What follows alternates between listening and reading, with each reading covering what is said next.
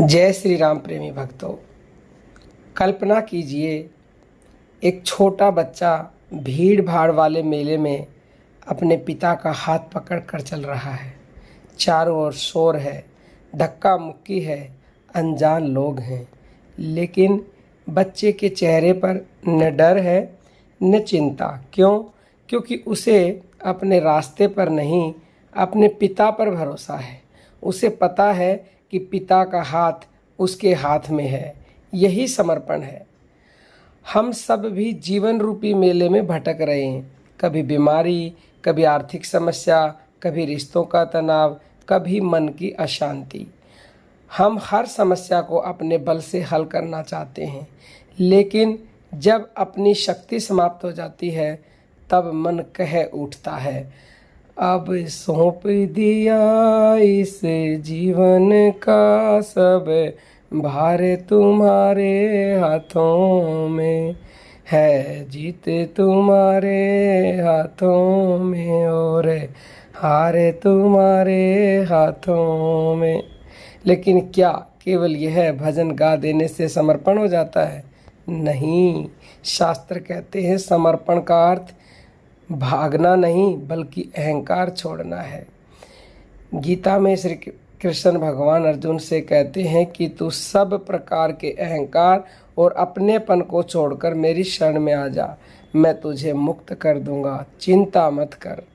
ध्यान दीजिए, भगवान ने यह नहीं कहा कि कर्म छोड़ दो, उन्होंने कहा है कर्तापन छोड़ दो।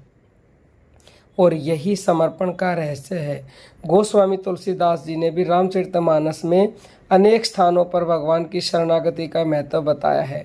जब विभीषण सब कुछ छोड़कर श्री राम की शरण में आए तब अनेक लोगों ने उन पर संदेह किया, लेकिन श्री राम ने कहा कि जो मेरी शरण में आता है उसे मैं स्वीकार करता हूँ, उसे मैं अभय कर देता हूँ।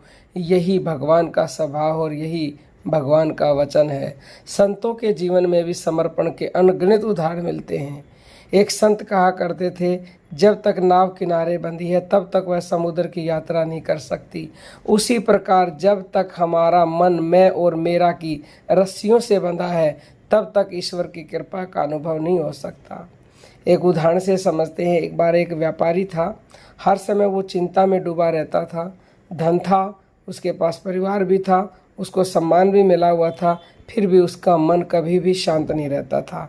एक दिन वह एक महात्मा के पास पहुंचा और बोला, मुझे शांति चाहिए।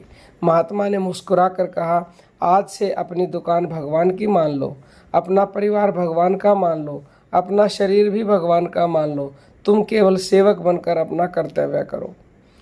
कुछ महीनों बाद वही व्यापारी लौटा। परिस्थितियाँ लगभग वैसी ही थी, लेकिन उसका चेहरा बदल चुका था। उसने कहा, समस्याएं तो है पर अब मैं अकेला नहीं हूँ। अब मुझे लगता है कि मालिक कोई और है, मैं केवल उसका सेवक हूँ। यही समर्पण का चमत्कार है। समर्पण का अर्थ यह नहीं है कि जीवन में कठिनाइयाँ समाप्त हो जाएंगी। समर्पण का अर्थ है कि कठिनाइयों का भार अपने कंधों से उतर जाएगा। जब साधक नाम जप करता है, ध्यान करता है, गुरु की आज्ञा का पालन करता है और हर कर्म को ईश्वर को समर्पित करता है, तब धीरे धीरे उसके भीतर अद्भुत परिवर्तन आने लगता है। भय दूर होने लगता है, भविष्य की चिंता कम होने लगती है, परिणाम की बेचैनी समाप्त होने लगती है। भगवान श्री कृष्ण ने भगवत गीता अध्याय 9 के श्लोक नंबर 22 में ये वचन दिया है कि जो अनन्य भाव से मेरा स्मरण करते हैं उनके योग और क्षेम का भार मैं स्वयं उठाता हूँ। सोचिए, जब भगवान स्वयं कहते हैं कि मैं तुम्हारा भार उठाऊँगा, तब हमें किस बात की चिंता है। लेकिन एक बात हमेशा याद रखिए, समर्पण शब्दों से नहीं होता, जीवन से होता है। जब सफलता मिले तो कहें यह आपकी कृपा है, जब असफलता मिले तो कहें इसमें भी आपकी कोई बड़ी योजना होगी, कोई बड़ी कृपा होगी, क्योंकि भगवान की विपत्ति में भी भारी संपत्ति छिपी होती है। जब सुख मिले तो अहंकार न आए, जब दुख मिले तो विश्वास न टूटे। यही सच्ची शरणागति है। आज यदि आपके जीवन में कोई ऐसा बोझ है जिसे उठाते उठाते आप थक गए हैं, तो कुछ क्षण आंखें बंद कीजिए और पूरे विश्वास के साथ प्रार्थना कीजिए, हे प्रभु, मैं अपना कर्तव्य पूरी निष्ठा से करूंगा, लेकिन उसके फल, उसकी चिंता और उसका भार आपके चरणों में समर्पित करता हूं। अब जीत भी आपकी है, हार भी आपकी है, मैं केवल और केवल आपका ही हूँ। विश्वास रखिए, यही वह क्षण है जहाँ से भीतर की शांति प्रारंभ होती है। समर्पण हार नहीं बल्कि परम विजय का द्वार है। यदि ये संदेश आपके हृदय को स्पर्श करे तो इसे अधिक से अधिक लोगों तक पहुँचाएं। हो सकता है किसी का जीवन आज इस एक सत्य से बदल जाए। और 29 जुलाई को दिल्ली में जो गुरु पूर्णिमा का सत्संग है, आप वहाँ आना चाहते हैं तो 9958515054 पर व्हाट्सएप मैसेज कीजिएगा। हम आपके पास फॉर्म का लिंक भेज देंगे। रजिस्ट्रेशन आप निःशुल्क कर सकते हो। ऑनलाइन और ऑफलाइन दोनों तरह की दीक्षाएं बिल्कुल निःशुल्क दी जाती हैं। आप यदि लेना चाहते हो तो उसके लिए भी व्हाट्सएप पर मैसेज कीजिए। अब हम अपनी वाणी को विराम देते हैं। जय जय श्री राम।